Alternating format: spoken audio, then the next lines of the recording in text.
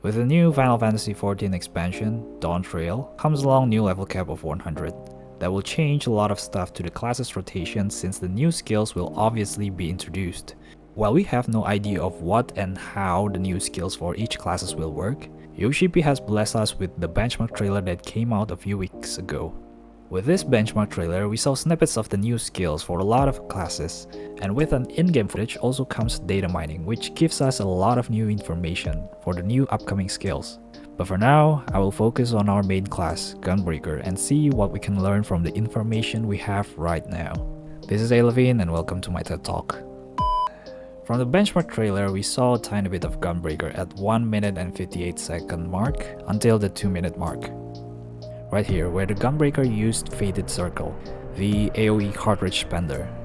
Then, if we move forward a bit, we saw the Gunbreaker casted a follow-up OGCD. Now this is very interesting. From the animation itself, we can clearly see this is an AoE OGCD. And knowing how Gunbreaker works now, it is most likely a continuation for the Fated Circle. From the animation itself, it doesn't look like it does anything other than damage, so probably no DOT, unlike Bowshock. My honest thought to this is just, okay, this was to be expected. They will most likely continue with the continuation path, knowing that the last expansion they applied continuation to Burst Strike, which is hyper velocity.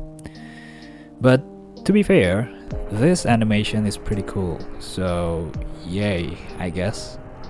And then I want to touch on something that is actually not Gunbreaker, but I think all the tanks will have for the new skill, which is this scene where the warrior protects the Viper.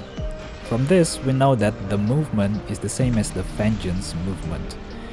That means this is an upgrade to Warrior's Vengeance. We know they don't want to leave out the other tanks in terms of mitigation, otherwise it would be very unbalanced. So most likely all 2-minute cooldown mitigation for tanks will be upgraded. That includes Nebula for Gunbreaker, Shadow Wall for Dark Knight, and Sentinel for Paladin. Next, moving on to the data mining part. First off, shout out to this Reddit thread that drops this. Now if you don't understand any of these lines, don't worry, me too. That's why we go to this comment section and look at what they have to say about Gunbreaker. From the comment section, it says that Bloodfest might trigger some sort of a new action. This probably will be similar to that of Paladin with Requiescat that triggers the Confiteor combo. This also makes sense since the developers really want both classes to be somewhat similar. Just like how Warrior is somewhat similar to Dark Knight in terms of playstyle. But I personally don't really like it. But then again, it is what it is. I like it better if they really put a distinct characteristic of playstyle to each class. But from the developer's perspective, I kinda understand it since it's going to be less tedious to balance if some classes have the same characteristic with the other classes.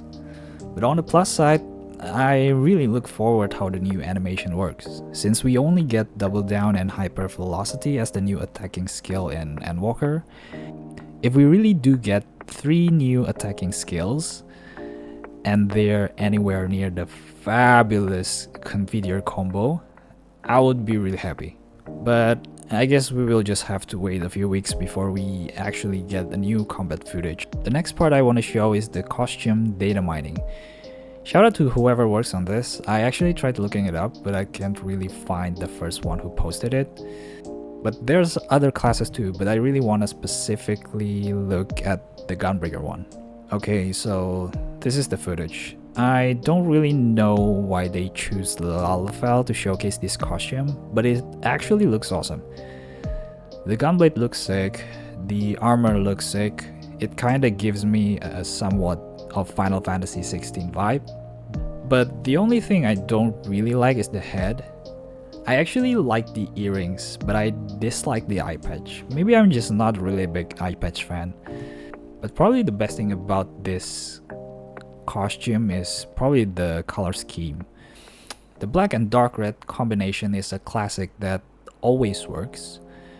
But Probably the best part for me is this accent of white color with a hint of red mark. This is what probably makes this costume stands out the most for me. And overall, I really like it. I really want to see this on a male Fiora, because I think it's going to look very cool. But yeah, that's it for this video. Let me know if you want me to break down another class from the information we have so far, and please suggest which class you wanted me to cover more of. And that's about it. See ya.